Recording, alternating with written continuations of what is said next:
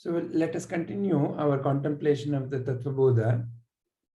The Saravanan, we had completed till the T53, is that right? Yes, yes. And today we are supposed to begin with T54. Okay. So, Shubhaji, have you been able to come up to speed? No, sir. Okay, you're yet to watch, right? Yeah. Okay. But whatever the discussion that happened last session, where Padmaji, Saravananji gave a summary understanding, was that useful? Yeah, it was useful, but I need to go through it again. Again and Make have it your own. yeah, clear. All right, wonderful. So let's begin with T54 then. Saravananji, can you please give us your summary understanding? Yeah. So moving from self, now we are getting into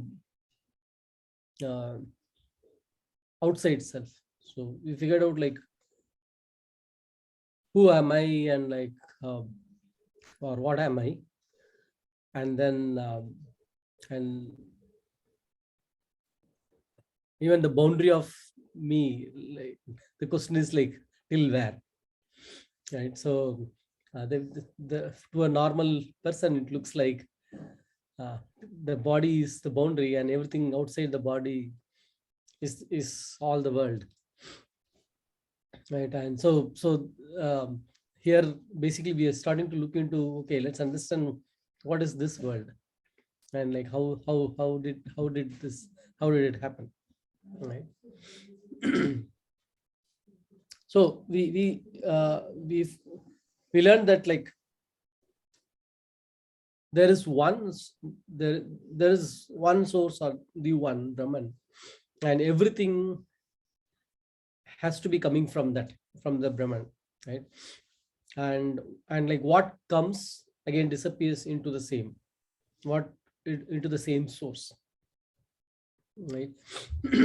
And we saw that the nature of Brahman is Sat Chit Ananda. But what has come from Brahman, the Jagat, looks completely opposite. And like the way you see is the Brahman, we say that it's unchanging, right? And eternal. There's no beginning, no end. While the world is continuously changing, it seems to be. Right? And we say that the world is, and the Brahman is pure consciousness. While in the world, it looks like everything is a matter. We hold it, we see it. And Brahman, we say that infinite, no boundaries. While in the world, everything seems to be finite. So what is like, how do we relate this? Right? Why is it looking so? And when we explore into that, what we see is the link between the two is Maya. Brahman is projecting the world through Maya, and there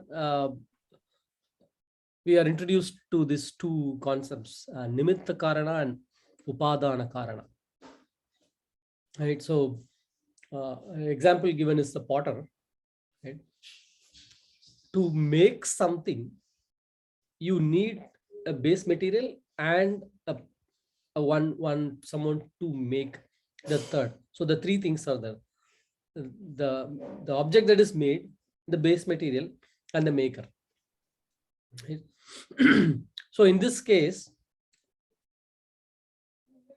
so in case of a mud pot, you see that mud as a material, what is called as Upadana Karana, and the potter as a Nimitta Karana, intelligence, to create that mud pot.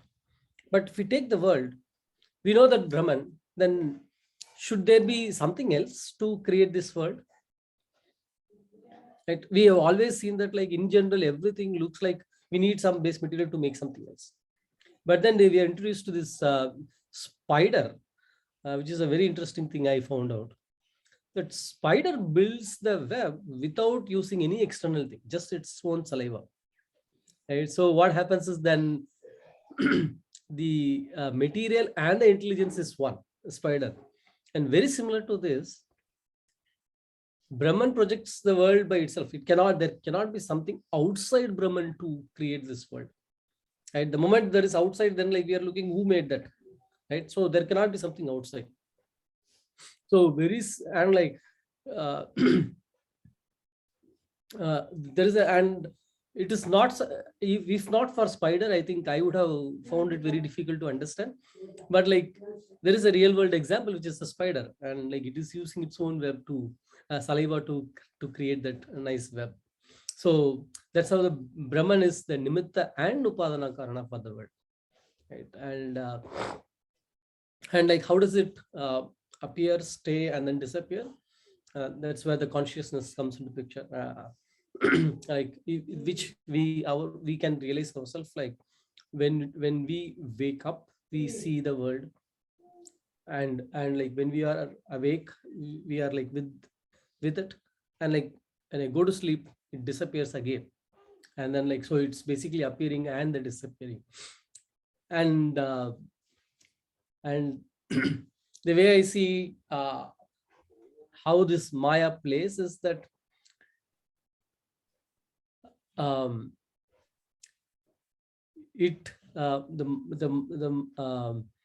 Maya does this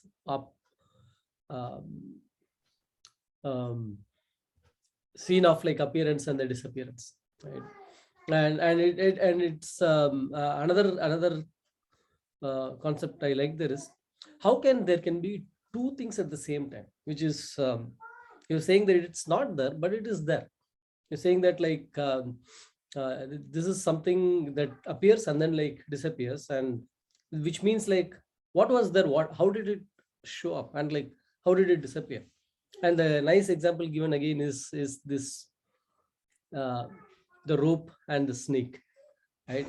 At the same place, the same time, we are able to see two different things, right? And the point is like when you don't know, you see a snake.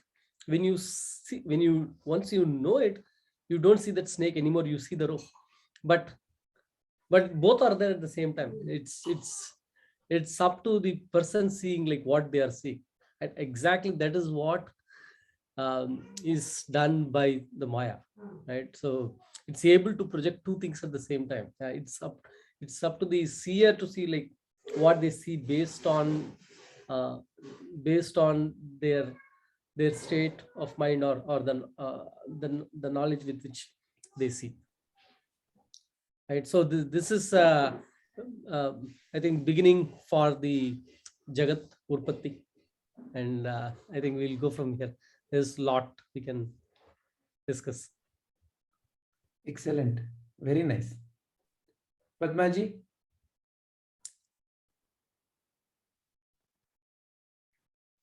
Yeah, so I also have all similar notes what Saravanan has prepared.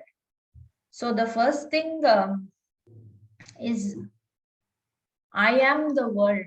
How difficult it is to accept that I am the world is what I thought, because okay, Brahman is the sole reality, but I think like how Prabhuji also says that we have isolated ourselves so much from our true self that to believe that we are that huge, which we cannot even comprehend with our mind so easily, is very difficult to believe. I think that is one of the things. That is why we see the world and ourselves as separate, is what I feel. The other thing what from the video I came to know is Brahman is the only sole reality, and it appears, everything appears and disappears into Brahman. So my source and sustenance is also because of Brahman. And what is it that connects us and the world. What is the link? This Maya. So what is Maya? Maya is something that Brahman projects the world, and everything from the conscious reality, which is Brahman, everything comes out from there. And for that, we need two things like the Nimitta Karana and Upadana Karana. So the Nimitta Karana is the intelligent cause, and Upadana Karana is the material cause. So for making the material cause or to create the material cause, the potter is required. Without the potter, you cannot make a pot. So the intelligent cause is the potter, and the material cause will be the result will be the pot. So that is one understanding I have. And Maya is the cause for the appearance. So everything is available to me as an object of experience while I am the subject. And this appearance is not real, but the existence behind that appearance is definitely real. Because existence is Brahman, and I am also Brahman.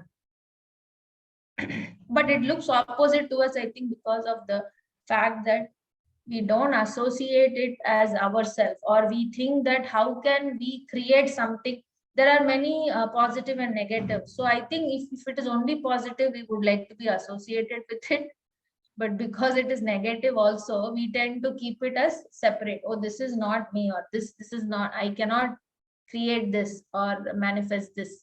Is probably somewhere deeply ingrained because of the conditionings that we have. So we see it as a two separate entity, and the world is separate from me, or it is not part of me. I am just trying to be and mingle in the world, but it is actually a separate entity where I have come and started to live, or something like that. We have an understanding like that, I feel. Very nice, Padmaji. Wonderful. You brought up 2-3 important questions. So how can, when you say I am, there is a sense of, that I am as a separate, entity, Correct. which is thinking, feeling, observing, and, has a name. Okay, how can I am be the cause? That's the nature of the question that you brought up. What's before we delve into that question, and also you brought up another important question, which is when you notice the world is nothing but pair of opposites, a lot of dualities. Correct. Yeah. There is a deeper sense of what is right, what is wrong. Yeah, essentially it's a contrast. Yeah, everything there's a contrast. Is in contrast, day and night. Yeah. Good and bad. So what I understood is also another thing is that, okay, without the bad, how will you recognize the good? Or without the night, how will you, essentially they both are, I think, two sides of the same coin. Without one, the other cannot be experienced and realized, is what I feel. If there was no bad, how will you know that you are good or something else is also good? Without night, how will you know that when sun comes out, it is day? How will you know that? Is how I relate to the contrast. But to know that, or to realize or to accept that it is all creation of my mind, is something very, very, I think it's not easy to understand and accept, is what I feel. For example, now this satsang, if it is a creation of my mind, it is part of my world, or it is my world, then I will feel good about it. But if there is something, if there are diseases all around me and that is what is there, I might not want to be associated with it, because it's definitely not positive how I understand it. So I would want to rather disassociate myself with it, probably. That is how we see. I think even when we have disease in our own body, is how we see that, okay, what happened? Why this happened to me? All this. We don't think that, without us, how can it be created? Or we have a bigger part to play in that than the external, whatever is happening with us. Yeah, good point on the negative side. The way I see it is, it should be applicable, applied to positives as well. That I am not creating what I am seeing or what is happening around me. The way I see is like how I perceive what is outside. That is what, like, to me seems to be how I create it inside. It just like there is a scene, the way I perceive it, it is how, like, I But am seeing Saravanan, that. how do you say that there is something outside? It's all within, right? You are the creator of what you see outside, is how I understand it now after this video. Isn't it? Is my Yeah. So the understanding creation correct? part, the way I understood is like, let's take the situation today, right? With all this thing going on, did I create it? No, I did not create it. But then, like, that when it causes the suffering, it is how I perceive it is causing that suffering. And like, why do I perceive how I perceive is basically the jnana, right? With each one perceives it in a different way. One sees it in a completely helpless state, saying, you know what, I didn't do anything. I This did you all are the. talking about after the world is created. I mean, whatever your world is created, and then whatever you are experiencing, you're talking about the experience part, right? Yeah. Mhm. When you're saying suffering or not suffering, there that discrimination has to come, and that viveka has to come to know that this is not real, and so I should not suffer. But what you are perceiving itself is your creation, isn't it? Is what is my thing, is what is I'm talking about. So Because that the I the that you're reaction to referring to, whatever is Padmaji, happening after that, no sir. the I that you're referring to is who I think I am. See, True. when Yeah. I speak from the standpoint of the ego entity, the entity that calls as, say Vijay or Padma or Saravanan or Shubhaji, so that entity feels, I did not create this. I did not create the terror. I did not create the disease. Neither did I create the mountain nor the river. So how can I be the cause? So therefore, the view is the I, from the standpoint of which you are looking at who created, Is is separate. incorrect. Is incorrect. That is Mm. not the I that is being referred here. Yeah. Okay. Because that I, which is having the ability to interpret, observe, notice, and analyze all this, is a fictional I, is a non-existent I. That itself is a mirror, is that itself is a Maya. That I is not really there. It appears to be there. So does the world, no, sir. That is why we are saying that we are the creators, right?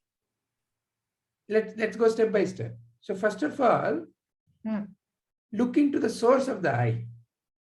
Where do you have the perception that I exist? It is inherent. Yeah. How do you say that I exist? I just know. Correct. But to know, see, you can know only in a contrast, right? You can know only in a duality, right?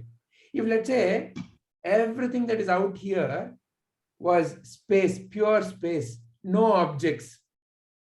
Imagine there are no objects for a moment. Can even your eyes perceive the object? Can perceive that there is space? It cannot. Because to perceive space, you need an object which is a limiting factor. If there is no object, Can we continue? If there were no objects and there was only pure space, can you ever become aware of the space? Is the question clear to you? Agree. Yes, the question is clear, but I am Let's thinking go step more by step. about. Let's go step by step. I want to come to your question. But first is the idea that, without the object, space is not at all visible. Is that clear? Yeah, but object means, are you referring right now only to this room or to the Any whatever we object, see any itself? object. See, right now around you there is space. Correct. For a moment, just close your eyes and for a moment imagine there were no objects. How can you ever be aware of the space? If there was no objects at all, whether in the room or in the world, wherever, if there were no objects at all, could you ever have said, oh, there is immense space? No. Similarly, It is let's take. comprehensive. I mean, it's not comprehensible. Yeah. It is not at all. Now Yeah. let us go to another example. Without the presence of the sound, could you ever have felt silence?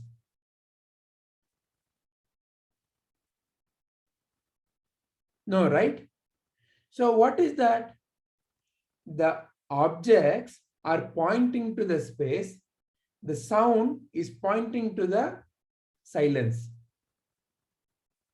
But without the object, what they are pointing to is not at all comprehensible. Now, this is from the standpoint of the entity which feels I am separate from the rest. So the one who has become separate from the rest, to help that separated entity to realize the immensity, this analogy can be given. But now shift your awareness to the one which is absolute. In the absolute, is there any kind of question at all? For the absolute, is there any question at all? No, there is only existence, right? Whatever it is. And there is also no need to perceive the existence. See, perception of existence happens only in contrast. Only when there is another, oh, who am I? Question comes. Only when there is another. If there is no another, where is me and where is the other? True, it is only I am. Yeah. And there is no need to also say I am. Correct. Yeah. Okay. So, therefore, let us understand this concept as a tool to help the mind to realize that the mind is only imagining stuff. It is in the mind that, all this dichotomy exists. It's only in the mind that I and how this world, all these questions are only in the mind. So then where does the question of all this, all the, karmas of past, all this comes? That's what Shankaracharya says. Shankaracharya says in Nirvana Shatkam, I have no karma bandhana. Okay. You recall Nirvana Shatkam? Let me bring up the Nirvana Shatkam. Yeah, in the meantime, I want to say this, Padmaji. So this question keeps coming. So the way I have taken is, we are always in two levels of consciousness all the time. One is this Vyavaharika plane and another is the Paramarthika plane. In the Vyavaharika plane, you cannot ignore the body. It is there with you and like it's going to remind you all the time. And that's where all the karma and like what one is going through, all that applies. In the Vyavaharic plane, when we are talking about self, all No, this but isn't that again my own creation, Sarvanaji? Then why do we talk about all this Karana, Sharira and everything? If I am the creator of my world, why will I want to create? I mean, yes. But why will I want to create is the source. And So that tell is me- where we have to explore. We have to go in. Let's look at another way. Why does a parrot why does a cuckoo want to sing? Why does a painter want to paint? Why do you want to create wonderful dishes? Those are good things, no, sir. Keep the for the moment judgment part away. Where is the judgment happening? Yeah, See, of course, within me. Yeah. So, for example, you recall the story of Narada. Narada wanted to understand what is the power of Narayana mantra. So he said to go and say that to that small Kita. So he went and said, and the Kita died. Oh. Then he said, I thought this was a good mantra. Okay, see that cow? Go and chant it there. He went and chanted the same thing to the cow. Cow also died. Now Narada is aghast. I always thought Narayana mantra is a powerful mantra. What is happening? He came running. Ayya Narayana, what are you doing? You're making me a killer. He said, see there is a satsang. Go there. He went to that satsang. Now he's little worried. Who am I going to kill here? As soon as he went into the satsang, there is this guru who was there. He came and running and fell at the feet of Narada and said, thank you. You are my true guru. Narada was aghast. When did I teach him? What did I do? Where is all this coming from? So he said, don't you recognize me? I am that Kita. You came and said Narayana mantra. Don't you recognize me? I am that cow. You chanted Narayana mantra. And only then I could take this form and realize Narayana. Without you, how can I realize Narayana?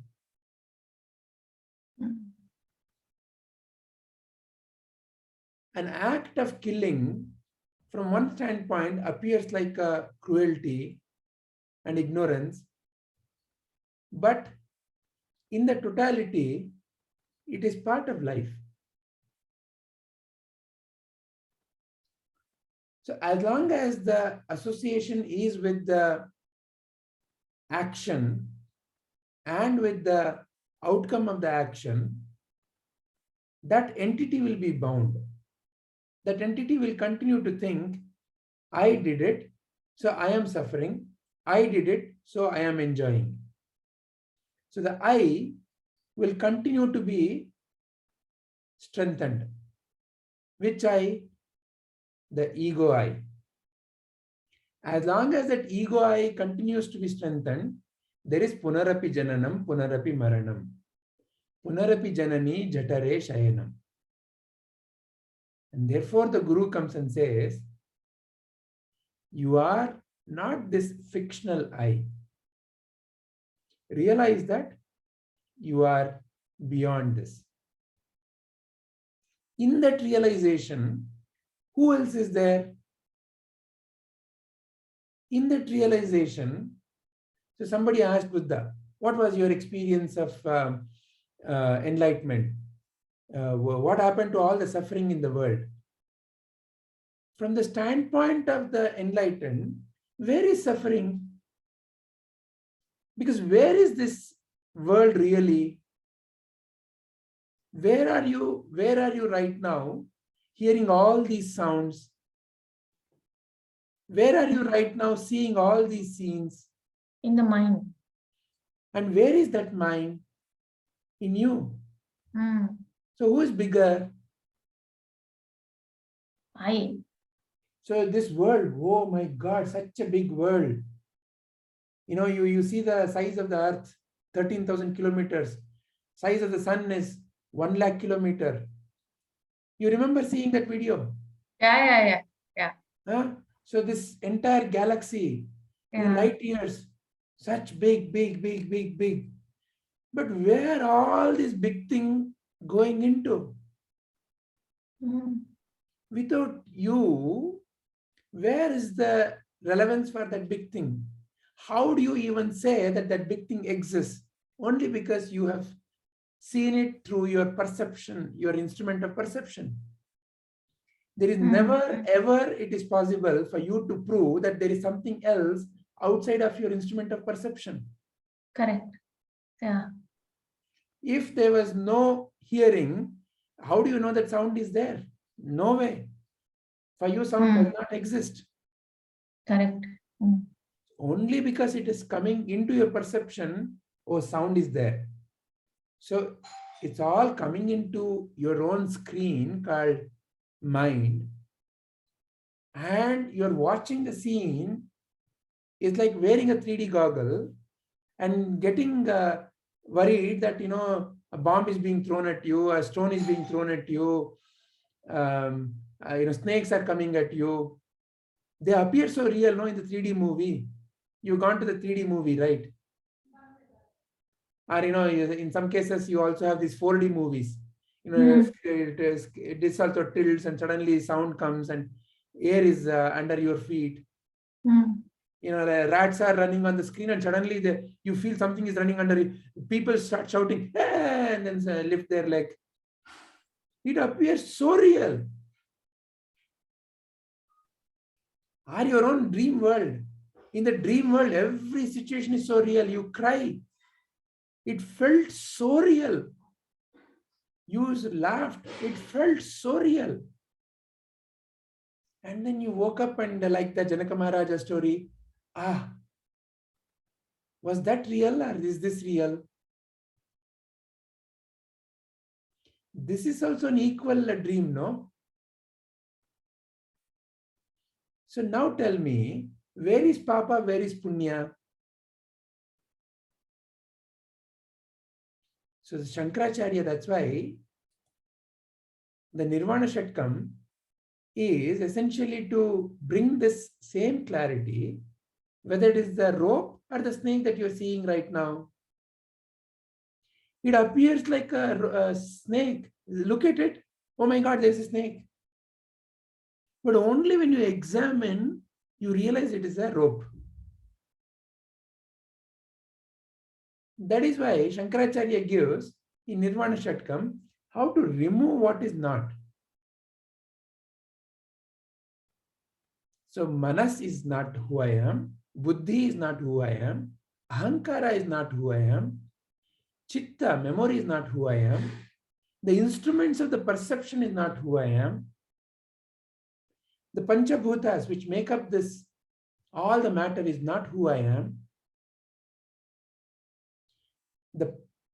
The one which is pure and which is into which all of this is pointing to.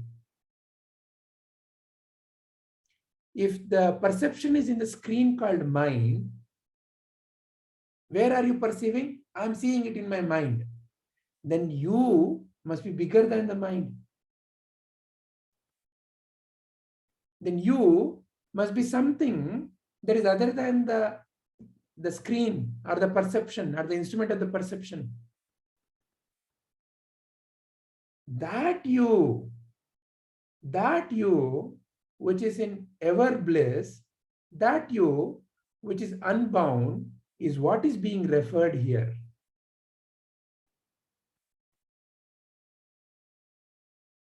So Shankaracharya goes on to then remove other layers of the onion. What? I am not these 5 pranas. So prana shakti, when it is inhaled, it becomes 5 pranas. Udana, Vyana, Samana, Apana, and prana itself. So I am not that. And through our previous discussions, we have realized that all the instruments, all our organs, if our buddhi, it operates through the prana shakti. So prana is like that unseen reins for these horses. So that is not who I am. Or I am not the Sapta Dhatus. Sapta Dhatus are how the body is made up of, in Ayurveda, different dhatus are there. The rasa dhatu, rakta dhatu, mamsa, meda, asti, majja, shukra. These are all the different dhatus which are making up the body. These sapta dhatus are not who I am. Then Nava Panchakoshaha. See, Panchakosha also goes out of the window. I am not any of these 5 layers. And that is also very evident through our Panchakosha Prakriya. What I perceive using the Atma Anatma Viveka, what I perceive cannot be me. So what am I perceiving? All the 5 layers I am perceiving. I am able to perceive my Annamaya Kosha, my Pranamaya Kosha, my Manomaya, my Vijnanamaya, even my Anandamaya. So I must be something beyond this. But how does Buddhi operate? How does Buddhi operate? Buddhi can operate only in duality. Buddhi can operate only in duality. Buddhi can perceive only when there is dichotomy, only when there is separation. Night, day. Then only Buddhi can operate. Oh, this is night. Oh, this is day. Because Buddhi's job is to label. Buddhi's job is to judge. Good, bad. Right, wrong. Gold, silver. Like that, Buddhi is to judge. But where is that judgment happening? You are clearly seeing the judgment happening. So you cannot be that. You're able to see the judgment happening. But without that duality, without that judgment, there is no way to perceive the immensity of this existence. Your own creative power. Maya, therefore, the greatest realized master says, Maya is the Shakti of the Parabrahma. So Maya is no different from Parabrahma. Shakti is no different from Shiva. Shakti is the projection power of the Shiva. Shiva is the pure, non-transforming, ever blissful. We cannot even call it as an entity, because to call as an entity, there must be something else. Because you have to draw a boundary. So how can we think about something which is boundaryless? Only by becoming aware of the one which is bounded and what is beyond that. So therefore, all this, the world is an instrument. The world is an instrument to realize your own beyond nature. But when I start thinking about it as a me, as a ego entity, then all that confusion is there. For the ego entity, how can it be? The ego entity cannot be asking the question, how can I have created the world? How come the world is bigger than, how come I am bigger than the world? For the ego entity, yes, it cannot be that. So therefore, this view cannot be taken from the ego entity standpoint. So Shankaracharya then goes on to remove other layers. I have no dvesha raga, no lobha moha, no mada matsarya, not even the 4 purusharthas, dharma, artha, kama, moksha. Because moksha means what? Liberation, which means that there must be bondage. Only the one who is bonded or bound can say that, oh, now I got liberated. So all that is a play in the mind. I am bounded is a play in the mind. As long as that perception is there, as long as that illusion is there, as long as that, what is the root of all this?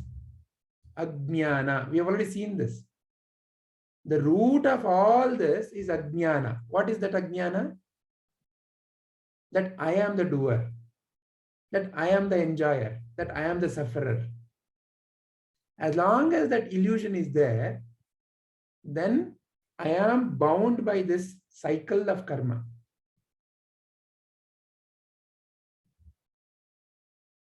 So Shankaracharya again is drawing our attention back to all this is not for you. Because what are all these?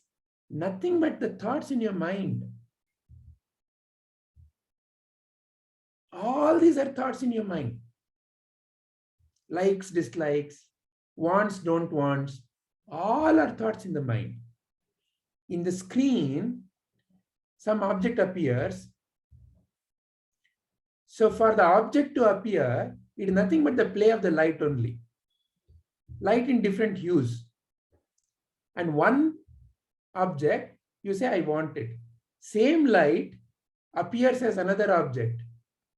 This you say, I don't want it.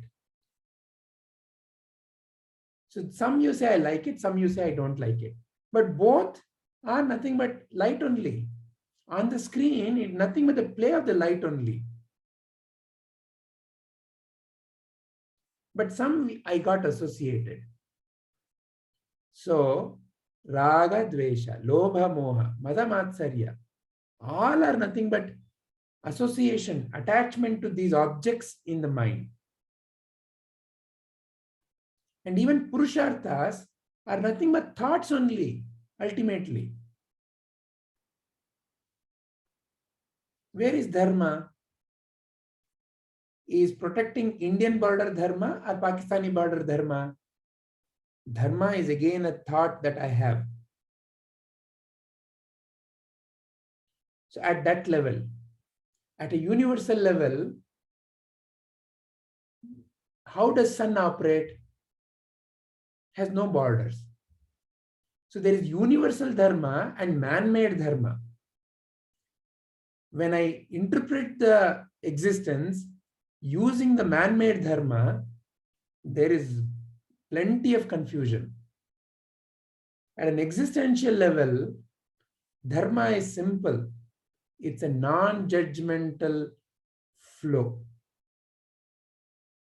The water doesn't really worry, am I cleaning somebody's butt? Or am I being tirtha? Or am I just in a pond? It does not have a worry. It is there. It's just a non-judgmental flow. That one doesn't say, I am a tirtha, I am more pious. Oh, I am just a butt spray, I am less pious. It doesn't say like that. Non-judgmental. So existential elements are non-judgmental. That is your true nature. Man-made dharma is full of confusion. There is dharma sukshma. Which way? So therefore, in Mahabharata, it's full of dharma sukshma only. Lot of confusion. Then why was it created, sir? Is my question. Like this is not something that is being created today, right? It has been going on from ancient times. All the great learned men have created all this, right? Wherever they put it in the scriptures or whatever. Why did? I'm not saying they're not needed. I'm not at all saying they're not needed. But why are they needed? If everything is the creation of my mind, why is it even needed? Is my If that's why the creation story goes, Narayana wanted to experience his own power. So through his own Maya Shakti, he projected the Brahman. And Brahman job is to keep creating.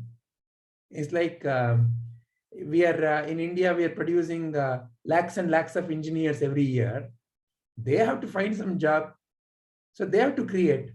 If you really look at all the corporate work that all of us do, is nothing but we want to fix a problem.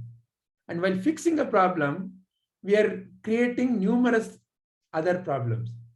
So then we are in a perpetual cycle of problem, fix it. Oh, we found a solution. Oh my God, there is this limitation. So the outside world fixing is a never-ending mad race. I can never ever find the perfect solution. So I continuously keep fixing. The moment I become aware that I am in this mad fixing race, all created by my own mind's illusion, then I can come out of this and enjoy this mad fixing race. Then, it's okay, wonderful, fix, whatever. But I know it's a play. So the value of all this is to become aware and to enjoy the show. What is wrong in enjoying the show, Padmaji? It's a wonderful show. It's a nice show. All this madness, all these worries, all these tensions. My God, how much I cried. My God, how much I suffered. I don't know whether you saw in the Gita Jayanti, the Buddha story. The first words that come out of Buddha when he becomes enlightened is, how much I suffered, how many lives I suffered. Because the suffering has been created by me. So when that is not there, what is wrong in the show going on? The show must go on. Because the show is your inherent creative expression. Look at the wonderful nature of the show. Can you find any two leaves which are alike? Any two leaves which are alike? Any two fingers which are alike? Any two eyes which are alike? Any two moments of life which are alike? My God, what a wonderful existence is this. No two moments are alike. Only in my mind, I keep on saying, Ayo, I've already seen this movie. What is there? Sun rises in the east, sun sets in the west, and in between I have to cook breakfast and lunch. Same old. But the same old is again when I just keep on bringing it from my memory. But look at a child. Will a child ever have this worry? No, for child, because every moment is a fresh moment. You show a butterfly, it is excited, super excited.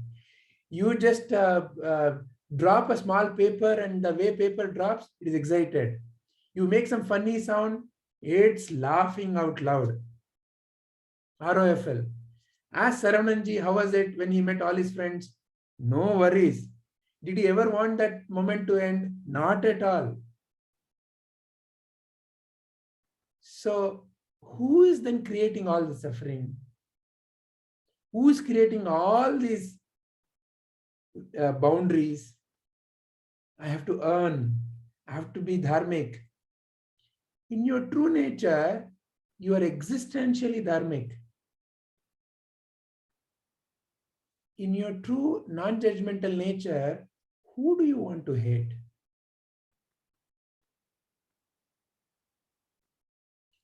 How can I hate my thumb and love my little finger? Who is there to hate? Yeah, my thumb sometimes may give me some problem. Then, I may have to help my thumb. The best way to help my thumb is to become aware that it is part of the body. But otherwise, my thumb is as much as part of the body. Even if fictionally I say that I'm going to separate it out, it is part of me only. Because what is happening to all the matter, it is just there recirculating, appearing in one form, suddenly appearing in different form. Mud appears as a pot. Gold appears as ornament. It appears in different forms. It is like the sari showroom. You go to the sari showroom and the salesperson is excited. He shows you peacock sari, blue color, red color. And oh my God, so nice. Which one to pick? I am totally confused now. I don't know.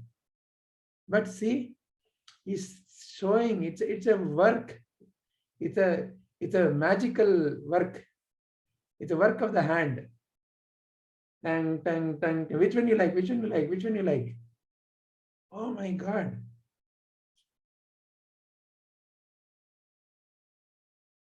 So where is all this judgment? Within me. Who wants liberation? I. Who feels I'm bounded? I. And who is this I? So this fictional I has created so many wonderful illusions. And when that I is not there, then what's wrong with the story? There's nothing wrong with the story. The only one which is wrong with the story is I. Because it's the I that keeps on projecting ideas.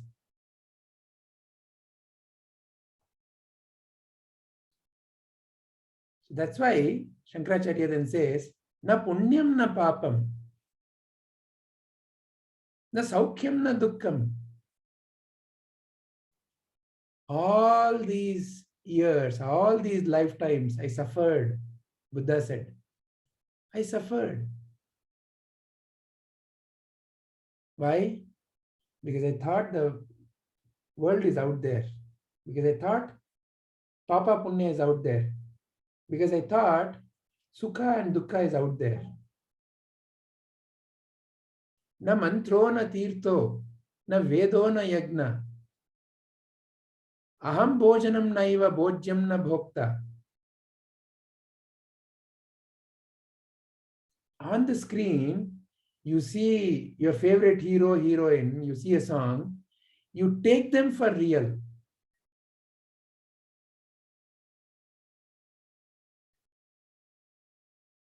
Na bhojyam na bhokta. Because what is that you're eating? What is really that you're eating? If you really go a little deeper, the tongue, something touches, and you have a perception in the mind, mango, idli, vada. A label has been assigned to that taste. What is taste? Nothing but sensation. So in a way, when you say, I ate a wonderful meal, you have enjoyed a wonderful play of sensations. I was immersed in the music. You enjoyed a wonderful flow of sensations.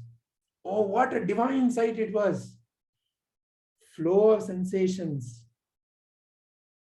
Nice smell. What a scent. Sensations.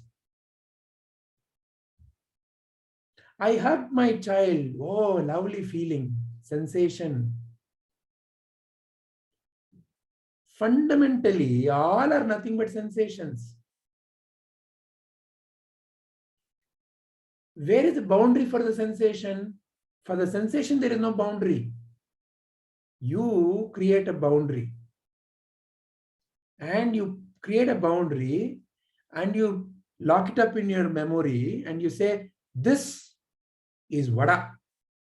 Next time, Oh, I'm having vada. So in a way, the way we live life is like, if there is one big dustbin, right? Wonderful big dustbin, never ending, bottomless dustbin. Keep throwing things into the dustbin.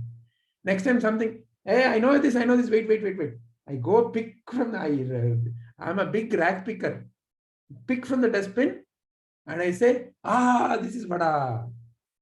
This vada, no, is not as good as that vada. But if there's a new sensation coming, this rag picker says, I don't know. New sensation, I don't know.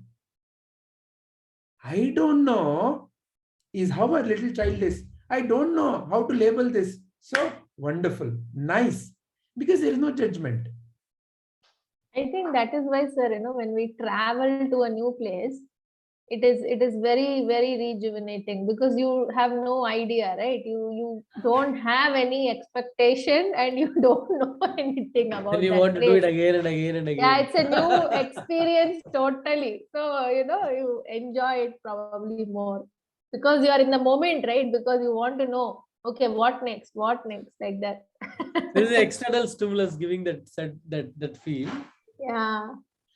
So that's all. Right now, there is a screen, and in the screen, some flickers are happening called sensations. And I, from my dustbin, I bring and I connect. I start giving the meaning called life. You know how it was? When I ate the first time my mother's vada, how nice it felt. But your vada, no. My mother makes better vada. Wife feels, wait, I have to fight with you. Your Amma, na? Bring your Amma. Let her only do all your work. So like that, the game of the life goes on. So Shankaracharya says, Aham bhojanam naiva bhojyam na bhokta. Not even the anubhava, not even the one who is experiencing. Because I'm beyond all this, because all these are in duality.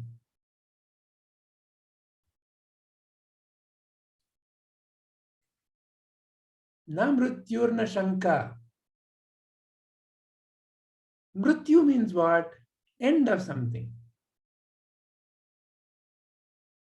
End is for the sensations.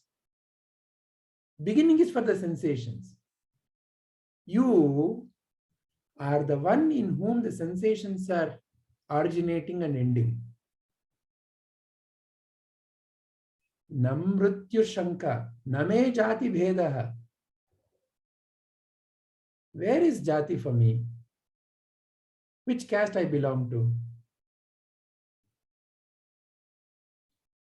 Pita naiva me naiva mata na janmaha. Because for the one who is born, you need a mother, father, birth and everything. Na bandhur na mitra. Meaning what? That it is one undivided reality. And that appears as my friends, my mother, my father, my different. Now, gurur na shishyam. Who is a guru? In my mind, when I don't know something, somebody who seems to make some, throw some other garbage and says this is what it is, becomes a guru. Now, gurur na shishya, because I have created the guru, I have created the shishya.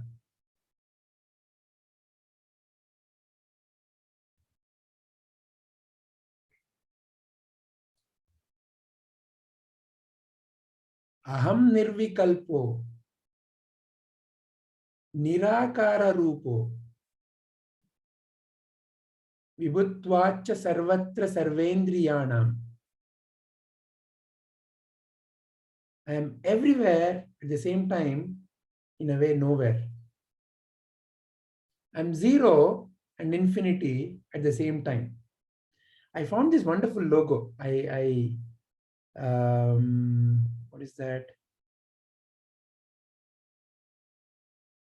In this, like, he's basically showing all the variations what we see, and from a Jiva point of view, then like he's going to Brahman and saying like there's nothing in from a Brahman point of view. Yeah. Hmm.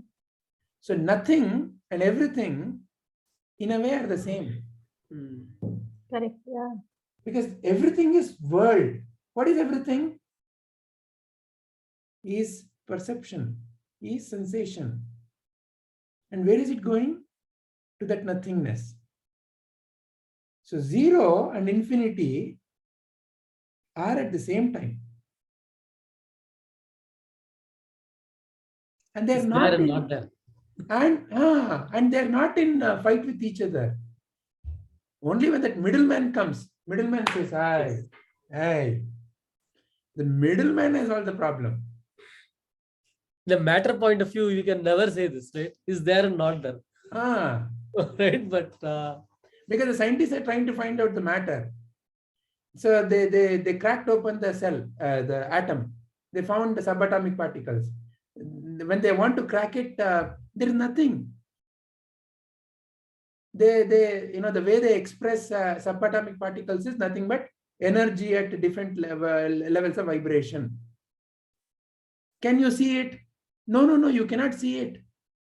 But it is there. Is it there? Yeah, it is there. So what is not there is creating what is there. And what is there appears so real. Touch it, feel it, smell it. My God, what a mysterious creation it is. Brahman is enjoying. Where is the point of your suffering?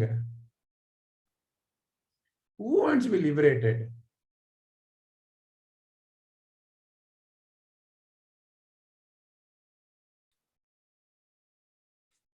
Now you get out of this class. you see a different world. What world?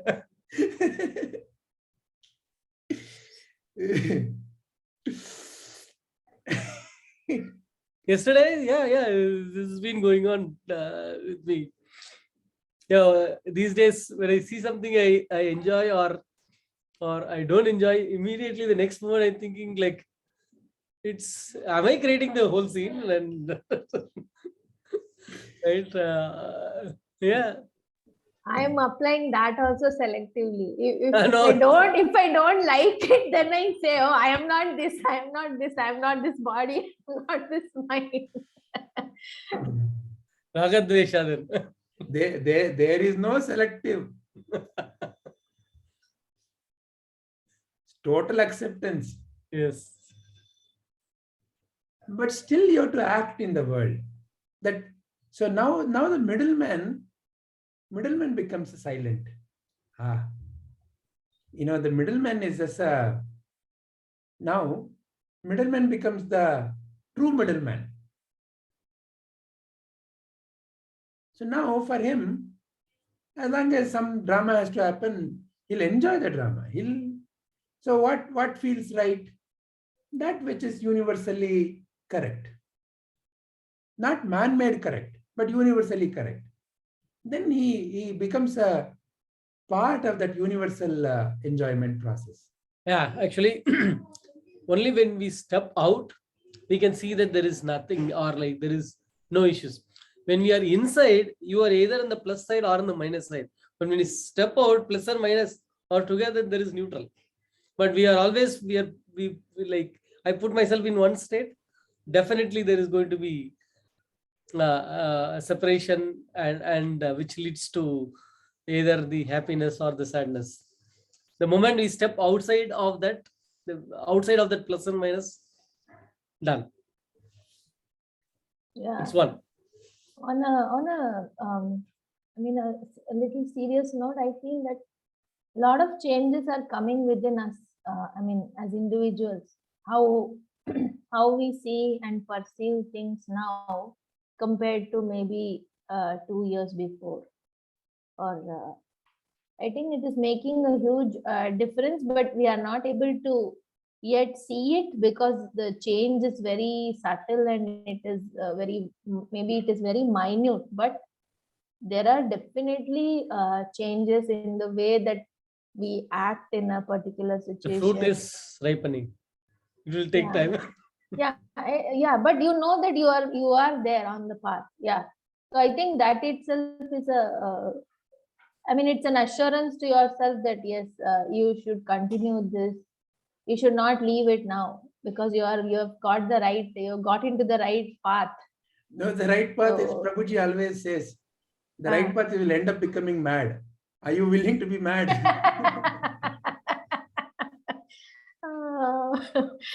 Okay. Are you willing to laugh for no reason? Are you willing to the world will call you madcap? Are you willing to be going through all that? I think there is no choice, no sir. Eventually we will end up when you see the rope, you see the rope. You cannot see the snake. Even if you try to, you cannot see the snake. Yeah, I think for me the biggest change is when I'm seeing it that I apply to my son. I never thought I can apply all this to my son because I feel that in the degree of attachment, the maximum is there. No, The there is one maximum more. there. Even So- beyond sun, applying to yourself, your body. That will be the maximum. Yeah, that is there. But I Sun think is that still is outside. still, you can still, but apart from you, there is one very strong attachment there, I feel, as a mother. So when I see that I can apply it there, I feel, okay, I'm learning something, is what I understand. Shubhaji, you've been quiet. Yeah, Shubhaji is very quiet. I don't know why. She's thinking I've all been this enjoying mad the conversation. all this she- mad conversation. You She should has be been- part of it because Yeah, she is one with Brahman. So only when you're outside Brahman, you can try to understand Brahman. No. I'm enjoying all the conversation, and I've been wondering why I didn't apply all these things before. Why I had to go through all the suffering. That's why Buddha said, my God, what did I suffer for? Yes, exactly. The same thought came to me. So you see, now you are a Buddha. Trying hard to be. Now the moment it becomes a realization, there is no trying. It's a realization. No, it keeps No, like. but this goes on connects like to a- your yesterday's class, Vijayji. You realize, but then like when you go out there, like you let all the dust fall on it. Okay, you have to sweep it out to see it again. That's why don't worry. Life will keep giving you tests. Life will keep giving you tests so that it ripens. See, without the elements, how can the fruit ripen? Also, sir, in the same situation, no, once something happens in your life, any situation, whether good or bad, I think after a while you come to a state where you are peaceful with it. If you recollect that incident, if you feel peaceful and there is no any emotional change in you, I feel you have learned the lesson there. So Yeah. after that, it doesn't either give you happiness or it doesn't give you regrets or sorrow or anything, I feel. So then I think you have learned the lesson and you are ready to move on now.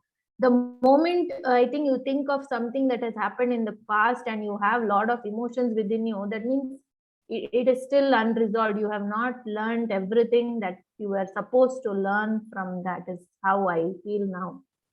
Correct. Because there are certain things that have happened in my life which I'm absolutely at peace now. So there is assurance within me that it is not going to happen again. It's a zero-sum game. Yeah. So There is no loss, there is no gain. yeah. So now it is like that. Okay, even if somebody else, no matter who that expert person is, even if that person comes and doubts it, I don't have doubt on it. I think that is where the solution or the lesson actually learned is. is how I feel. Because in my this one, no, one day I meditate, and I tell you, right, usually when I have a lot of this physical issues relating to my past, that physical experience, I used to have some experiences, and anything, pain or some irritation, and I used to do that sensation meditation, right? So when I do the sensation meditation, I am okay. That time I will resolve all the things, and then 1 hour, 2 hour, I'll be fine. Again, those symptoms might show up physically. One day, I instead of the sensation meditation, I went and did that antar nidhi, that meditation I chose. I said, no, today I need a longer time. Sensation meditation is not going to help me today, is how I felt. And in between that, by the end of the meditation, I felt somewhere within me, there was a thing that this is not going to trouble me anymore. I had that I don't know from where it came. I can't say that I was not deep in meditation, but I felt it. Like it was like someone telling me, this is not going to trouble you anymore. This thing is resolved today. And it really happened, sir. After that day, till today, I have been observing that there has been no disturbance in my physical body relating to that problem. So I know that, okay, now no matter, my husband will say, okay, you have not scanned for the past 2 years because of COVID. My doctor might say anything, but I know I am healed within.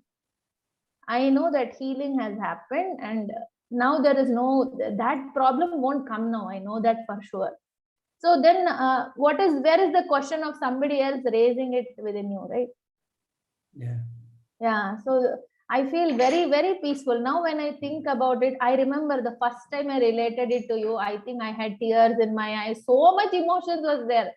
And today when I talk, there is so much peace that, I did something really wrong, or I don't know why it came, but you know what, I have crossed it so well, so beautifully, rather, I will say. I crossed it so well. And I think that willpower which was there, that came from my true self, is what it cannot be gone and acquired somewhere just because I am so educated, or I met so many physiotherapists, I was treated in a foreign country. No, it had to come from within, is what I feel. And it did come. There is a process, but it did come. Maybe I was the one who was stopping it with all my limitations. I did not let it happen because 10 people told me that 3 years is maximum or 4 years is maximum. And the day I started questioning, who are you to tell me that? Right? Did you give me birth, or did I come here because of you? Who are you to tell me that I have 3 years or 5 years or 6 years? Who are you? That's when I asked that question only, I think it all turned. Like, then who will find a solution then after this? If I say, who are you, to all the experts who are telling me something, where do you find a solution? It is within you only, right? So I think 2-3 incidents in my life has happened like that. One more I think I should tell is where from childhood, no sir, we have experienced a lot of things financially. We were very well off. We have also come down like that in the graph.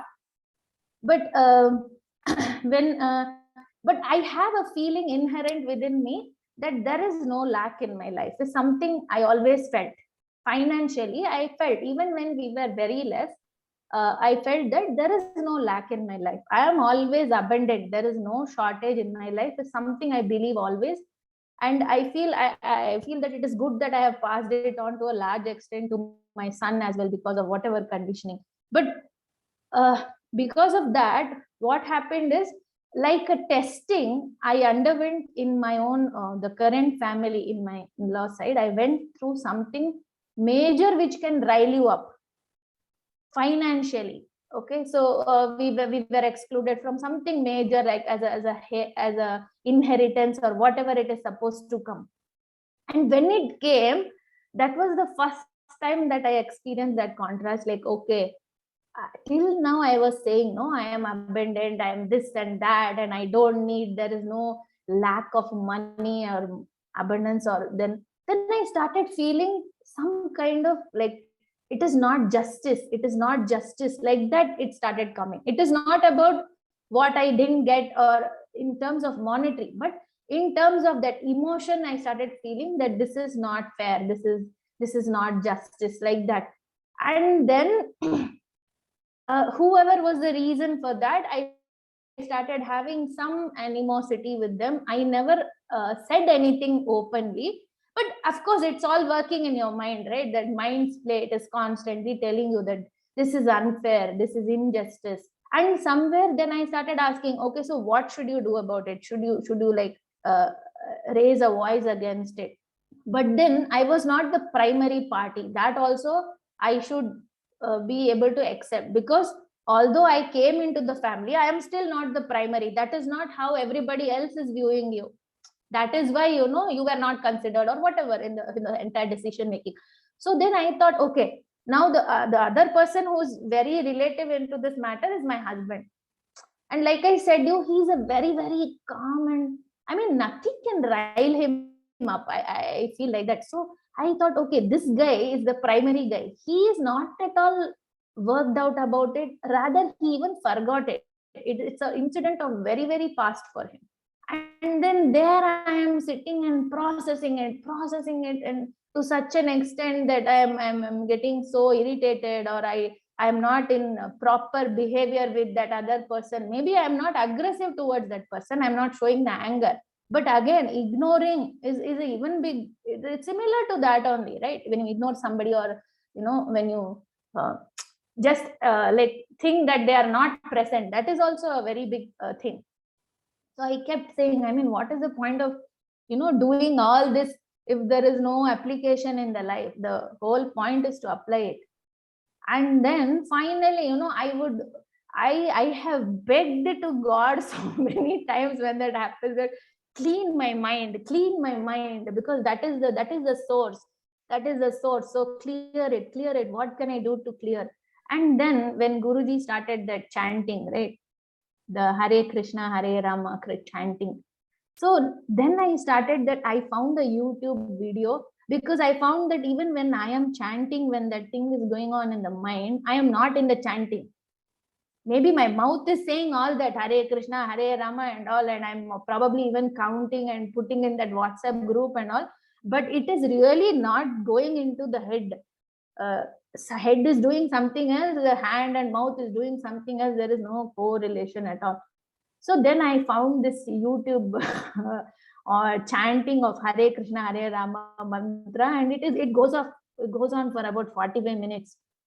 Doesn't matter the count. So when I start thinking about that, I used to put that into my ears. So no matter what work I am doing, I used to run that. And then if the mind thing gets louder, I will increase the volume. That okay, let my senses take over now. Maybe the sound will numb that mind, you know, it will focus on that. And doing that, I did it for how many days? I don't know, about 45 days. I have done that continuously. Whenever I have the thoughts, I have done that. And today I can say I am at so much peace. I'm at so much peace. And then my attitude towards that person changed drastically. You know, now I feel that, okay, I don't know why you did this, but obviously there is some karmic thing between you and the other person, and I don't have to be a part of it. I don't want to be a part of it. So, you know, it is better that I am free. And so now I am back to that previous thing where I feel that, no, why I am already abundant, why I need to go into all this and feel, you know, that had it not been for that guru, this realization wouldn't have deepened. Yeah. So that is why I said that came as a learning. Like maybe, you know, it is like, you know, okay, you have so much high opinion about yourself. Come, I will throw one test to you. Let's see what you do now. Because all through being the eldest child, I have handled all that. So I was in a position where I have to take over. So I was always on the upper end, right? Where I have to tell the younger ones that, okay, this is how it is, you have to do this, or you have to take it like this. But here I am the youngest one. So I don't have that. Also was very challenging for me in the beginning when I went, because I was the eldest in my family, both sides. So there is some certain sense of responsibility and certain value that people in all your elders give you, because you are that, and then you are the setup for many values for the younger ones. And after that, I became the youngest in this family. The entire family, I am the youngest. So first day, it was really something riling up for me, because I'm used to being the person who, who says that this should happen. And then then I will delegate it to all the younger ones and all this, even in functions. Now it was the opposite, right? So you are at the, Receiving end. somebody else is the delegator.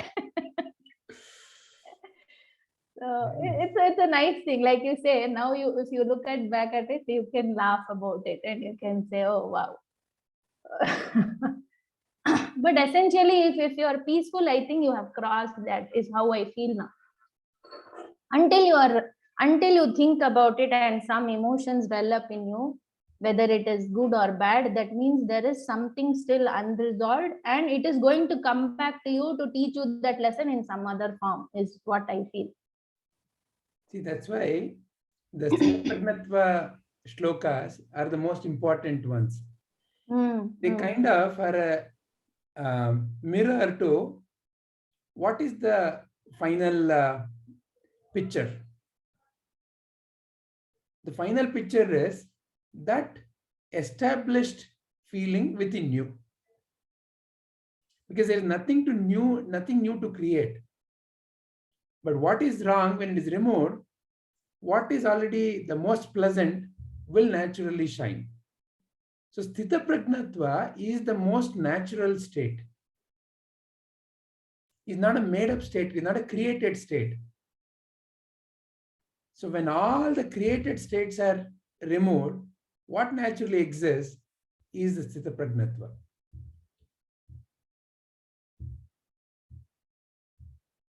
Wonderful. Very nice, Padmaji. Thank you very much for sharing all those insights. Shall we, is there anything else? Shubhaji or Saravanan-ji?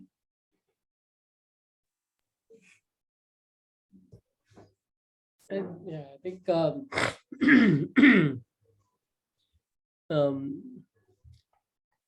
think the I would say going by what Padmaji was talking about, right? The real test of jnana comes when you are put in the drama, in the stage, right? The situations are like the questions in the question paper, and like how you answer the question is like how you respond to that situation, right? And the moment we see in that way, then like it completely changes the game, right? It's only when we have the other and see the other in the stage, and when we try to get the other person acknowledged as in a way I like, right? The whole thing starts, the whole problem starts, right? So there is no other, and there is no, I don't need acknowledge from the other. It's I create that myself at the end of the day, right? So, and if it is very difficult to see these days, I think I got it from the other class. I started seeing this way. I'm working for Krishna. Here he is in this form. So if he is Krishna, okay, I'm not going to get angry or upset with what he or she says. Right? So then the whole scene changes the moment you start seeing it that way. Right? So at the end of the day, even that is you only. Right? It's yeah, I think it starts, yeah, I would and the funny thing is, as Kunti says, like keep giving me problems so that I can keep remembering you. It is the problem is the good scenarios will push you away. That is where like we have to be more alert than these kind of scenarios where like you are looking for, okay, I am going to remember him, right? But what about those other scenarios where people just like glory you and like take you to the 40 feet high, and there you are like, ah, right, I am here, I am the one. And that is where the problem is actually, not this. Very well put. Very well put. Right? The more higher you go is the problem, right? So The you've got higher to you be- go, the higher you go, the more you will have to fall. Wow. Very nice. Wonderful. Right? Yeah, actually, it's and these two will keep going on until we are there. Yeah. And it's not that you need to remove it. When you You can- recognize yes. it, that the snake and the rope are there at the same time. It is not that they're different. They're not separate. The snake is an appearance of the rope. And that's it. Then what is there to worry about it? I may not be as much sharing as Padmaji, but I'm telling you, it's there in. I'm sure many will have it. Many situations, and these days, the way I perceive has changed. I just say that, you know what, like he or she is the Krishna, and like how are you going? Like, are you going to get angry or react in a different way? No. All right. Shubhaji, anything more to say before we end? No, Sthita One Prajna line. I want to hear. Yeah. Sir was talking about Sthita Prajnatva, no? Mihir was doing that for the Gita. Yeah. And he kept on telling, even after reading all those shlokas and the meaning about Sthita Prajnatva, even if I say something to him, he will say, no, you're not showing Sthita Prajnatva. Don't do it. Now it has become like anything I tell him, he brings in those shlokas and tells, this is not right, Mama. Excellent. And he wants to emulate the Sthita Prajnatva of Vijayji and Prabhuji in his life. Yeah. Yesterday, in the PTSC, all the teachers said, you know what, Aditya is very relaxed. The other children are so tense before the exam that some of them are even complaining of loose motions and all. And but Aditya is very relaxed, they say. Okay, and he did not do very well in a couple of subjects. So when I mentioned it to him, what is this? You're in 9th grade, and how suddenly now you're doing all this? Till now I didn't have any issues. And then he said, "You relax. I have everything under control." He told like that to me. And then after that, when we went into the PTSC, all the teachers said this. Then the physics sir only came, and then he had a big smile on his face. And then he said, "How are you?" I said, "He is good, but I am not feeling so good. I'm a little bit worried about whatever his performance is there." And then he said, "You don't have to worry. Your son is very relaxed. The others are having loose motion and all now itself, even before they went into the 10th grade. But your son is very relaxed." Then I said, okay, maybe, the teacher knows better because he sees him throughout the day. And then the next teacher comes, and 4 or 5 teachers, they all said the same thing. He's very relaxed. You don't have to worry. That's a good thing. And then finally, the last teacher came, and she also said that he's very relaxed, but I feel he's too relaxed.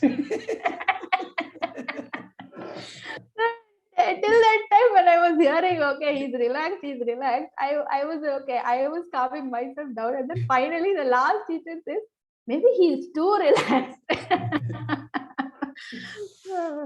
So then I thought, okay, this is going to go on for next 4 years in my life, I think. Wonderful. All right, shall we end? Padmaji. Right, seeking. Om असतो मा सद्गमय तमसो मा ज्योतिर्गमय मृत्योर्मा अमृतं गमय ॐ शान्ति शान्ति शान्तिः ॐ lead me from untruth to truth, darkness to light, impermanence to permanence.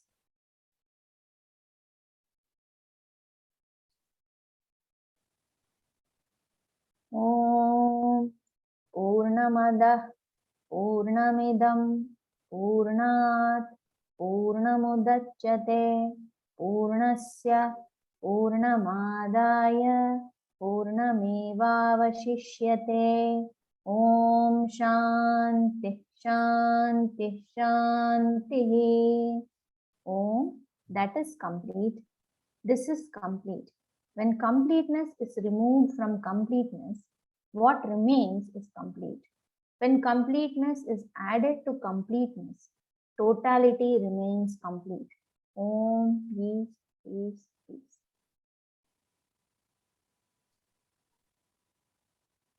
ನಾನು ನಾನೆಂಬುದು ನಾನಲ್ಲ, ಈ ದೇಹ ಮನಬುದ್ಧಿ ನಾನಲ್ಲ, ಸಚ್ಚಿದಾನಂದಾತ್ಮ ಶಿವನಾನು ನಾನೇ, ಶಿವೋಹಂ ಶಿವೋಹಂ ಶಿವೋಹಂ. I am not the body, mind, intellect. I am pure consciousness, Shiva Swarupi.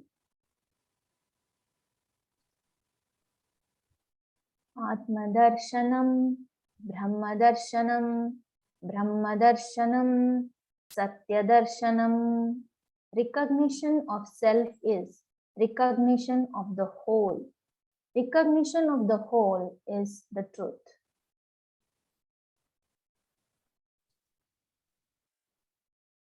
Om Trayambakam Yajamahe Sugandhim Pushtivardhanam Urvarukamiv Bandhanan Mrityormukshiyamamritat. Om Trayambakam Yajamahe Sugandhim Pushtivardhanam Urvarukamiv Bandhanan Mrityormukshiyamamritat. Om Trayambakam Yajamahe Sugandhim Pushtivardhanam Urvarukamiva Bandhanan Mrityormukshiyamamritat. We worship the three-eyed one, who is fragrant and who nourishes all. Like the fruit falls off from the bondage of the stem, may we be liberated from death, from mortality. Lokaha samastaha sukhino bhavantu. Lokaha samastaha sukhino bhavantu. Lokaha samastaha sukhino bhavantu. Hari Om Tat Sat. Thank May you very all much. beings be happy, healthy, and peaceful. Thank you all. Sir, could you just Yes. wait for 2 minutes, sir? I just wanted to ask you something. Yeah, about let me the stop class. this recording.